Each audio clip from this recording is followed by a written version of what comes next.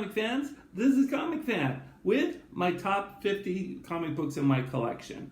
Thank you to Alex The Comic Hoarder for bringing this all together and tagging everyone. I just thought I'd go ahead and make mine. There is one YouTuber that I've been really impressed with.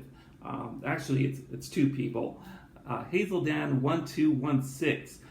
It's an amazing video. I would highly suggest you go and check them out. Basically, today, what I've got is a couple of different bundles, all shifting to different categories or topics of what I enjoy. So I'm going to go ahead and start with this one here. This bundle here I'd like to call just stuff I really enjoyed reading and enriched my comic book collecting experience. It's filled with my cartoony books and things I really generally enjoy. First up, Bone number 1. Now this is a second print, but we all know how much the originals cost. I can shell out the money, but this was more of something I enjoy to read rather than collect. It really got me into my collecting. Next up, Archie books.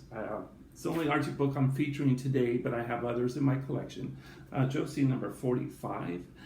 This is basically the first appearance of Josie and the Pussycats as a band. Not Josie per se, but the Pussycats as a band. There's another thing I really enjoyed reading, although I have not finished the whole story yet. Strangers in Paradise number 1. Terry Moore just strikes a chord with me, and I really enjoy his writing. Next up is a quirky book that deserves to be in a lot of people's collections. I recently saw this on Comic Geek Collector. This was a really, it's not what it suggests, but it's a fun story. Next up, Liberty Meadows number 1. You all know, if you've ever seen it in my other videos, I've collected the whole storyline of this, and it's one I really appreciate. So Frank Cho is one of my favorite artists, as well as his writing. His writing's not so bad either. If you haven't seen it already, you've known that I've been a Pogo fan for quite a while. This is basically one of the first in the Dell series that kind of reprints some of it. Some people consider it somewhat of Pogo number 1, but it's actually part of Dell. Also, another cartoony book, Clampett's Beanie. This is considered Beanie number 1, but it's actually Dell number 368. Cartoons, this was my jam back in the 70s. Battle of the Planets was one of my favorites back in the day. Battle of the Planets number 1 under the Whitman label, one of my favorites. Also, still in the comic book category, Frankenstein Jr. It's always a great, highly sought after book from what I've understood, and very low in print run. Also, Astro Boy number 1. This was a really hard book for me to find, and I eventually saw it on at one of the conventions I went to, and I grabbed it. Okay, now what are cartoons without Walt Disney? This is one of my recent acquisitions. Just the cover suggests a lot of things, and it's really a fun book. Now, like you said in one of my other videos, this describes it maybe as the first appearance, or suggests the first appearance of Chip and Dale. And to top off this stack, Al Cap's Shmoo. This is just one of those books back in the day that really influenced and shaped my reading habits and my collecting. Okay, next stack up is pretty much what I like to call the not ready for prime time players stack. This is just first, somewhat got their own series, sometimes the first appearance, and some first meetings. First up, Strange Tales number 107, the first square off between Flaming Torch and Namor in Marvel. Also, although this is a great character, this is the first of the series, Silver Surfer number 1. Can't go wrong with Night Nurse number 1. This is just one of those really quirky border covers, and during this era, they tried out a whole bunch of new different characters in series. Submariner number 1. Although is a ready for primetime player, this is just one of his first in his first series under Marvel. I got to throw in some Daredevil yellow suit in there, although I do not have a Daredevil number 1. Someday I will have one. This is first appearance of Purple Man. Ghost Rider number 1 under the Marvel label.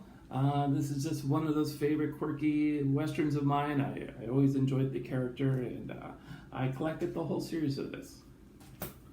And Daredevil first red suit. This is just a favorite of mine. I love Wally Wood art, and although this is not Wally Wood's best art, it's I really enjoyed his Daredevil run. Next stack is actually a big stack of Batman villains. We'll start this off with showcase number 55, first appearance of Solomon Grundy. I love this character back in the old Justice League cartoon days. Also, first appearance of Ra's al Ghul, Batman 232. Let's top this off here, or not top it off, let's just keep this going with Lois Lane. Lois Lane number 70. First Silver Age appearance of the Catwoman. Although it's not a Batman villain, this is also a fun read. Lois Lane number 106. It's a fine addition to anybody's collection. It's the story of how Lois Lane becomes a person of a different race for one day. Also, although not another Batman villain, we have the first appearance of Barbara Gordon as Batgirl. Detective Comics number 267, first appearance of Batmite. This was a character that really got me into collecting comics as well, because in my first book I ever bought, he had a short story in it. It would be Brave and the Bold in number 200, I believe. Also, another Batman villain, first Silver Age appearance of Scarecrow, Batman number 189. A favorite of mine, even though not any favorite villains, Batman 227. This has been a recent acquisition for me as well. Batman number 181, first appearance of Poison Ivy. Batman number 155, first Silver Age appearance of the Penguin. And to round off this stack, we've got Batman number 171, first Silver Age appearance of the Riddler. Next stack, we've got some warm-ups before we get to the last stack. This is basically some more Spider-Man villains and whatnot. So let's go with Avengers number 8, first appearance of Kang. Love it. Not a villain, but a superhero. Avengers number 57, first appearance of Vision. Here we go. Some ASM for you. An Amazing Spider-Man number 9, first appearance of Electro. First appearance of Kraven. ASM number 15.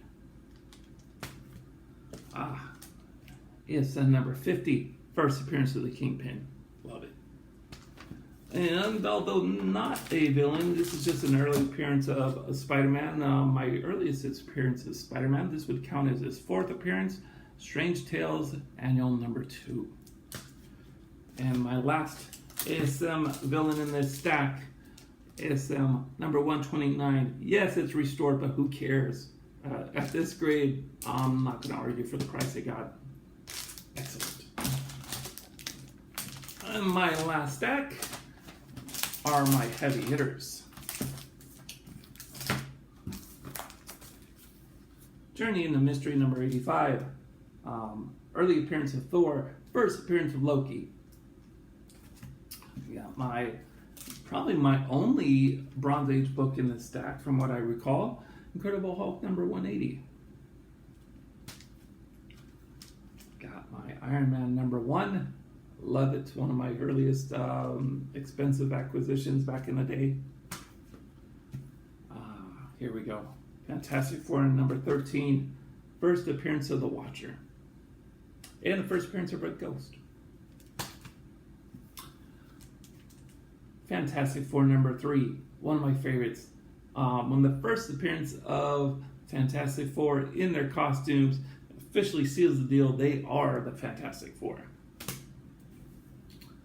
One of my favorites, the Power Cosmic, Fantastic Four number 48, first appearance of Silver Surfer. And follow that up with Fantastic Four number 49, first appearance of Galactus. On to my last books here. Tales to Astonish number 35.